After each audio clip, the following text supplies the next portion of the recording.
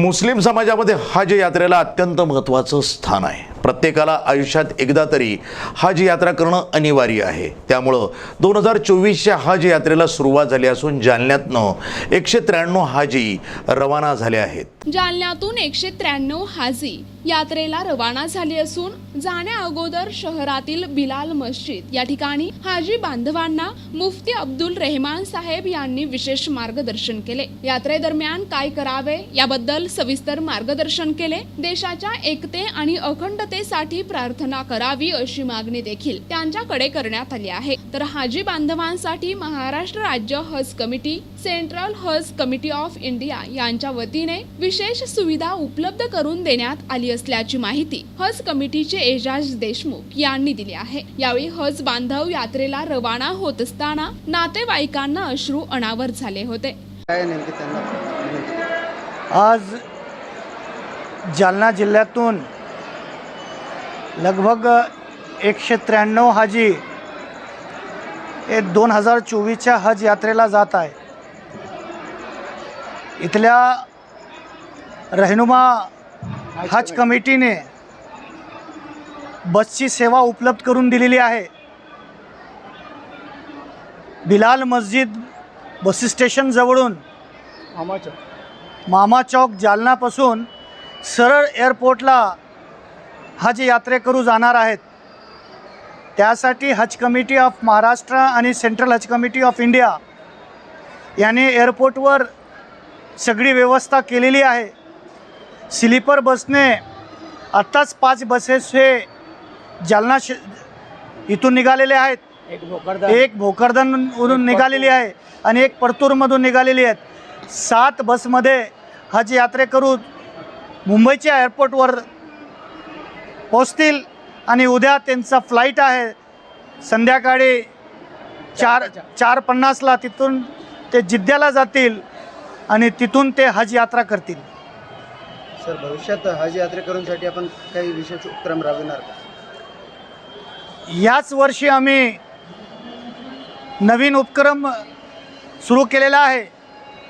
यापूर्वी आपण पाहिलात तर जालना जिल्ह्यातून 2 दिवस पूर्वी मुंबईच्या हज हाऊसमध्ये रिपोर्टिंग करावं लागत होती आणि 2 दिवस पूर्वी हज यात्रेकरू आणि नातेवाईक त्यांना मुंबईचा प्रवास करावा लागत होता।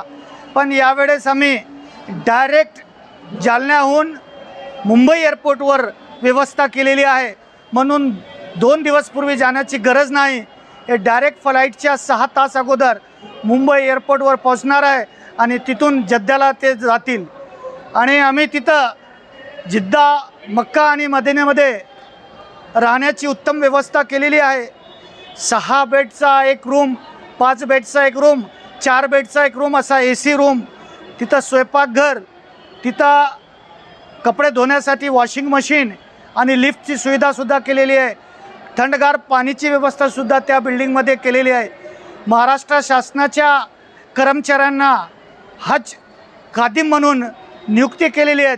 प्रत्येक 300 हज यात्रेकरूवर एक खादिमुल हुज्जाज आम्ही नेमणूक केलेला आहे, जे ऑलरेडी जिद्दामध्ये पोहोचलेले आहेत। देशात पुन्हा भाजपची सत्ता आल्यास हज यात्रेकरूंना काही त्रास देतील असं वाटतं का तुम्हाला? मी स्वतः भारतीय जनता पार्टीचा प्रदेश उपाध्यक्ष आहे आणि गेल्या 7 वर्षापासून हज कमिटी ऑफ महाराष्ट्रावर सदस्य आहे आणि यंदा मला केंद्रीय कमिटीवर सदस्य म्हणून काम करण्याची संधी मिळालेली आहे। अति उत्तम व्यवस्था या काळात होत आहे। पूर्वी 1 लाख हज यात्रेकरू भारतातून जात होते, आता जगातील सर्वात जास्त हज यात्रेकरू पाठविणारा हे देश झालेला आहे। लगभग 1,75,000 हज यात्रेकरू यावेळेस भारतातून जात आहेत। पंतप्रधान नरेंद्र मोदी हे वारंवार सांगत आहे की मुस्लिमांना आरक्षण कधीच देणार नाही।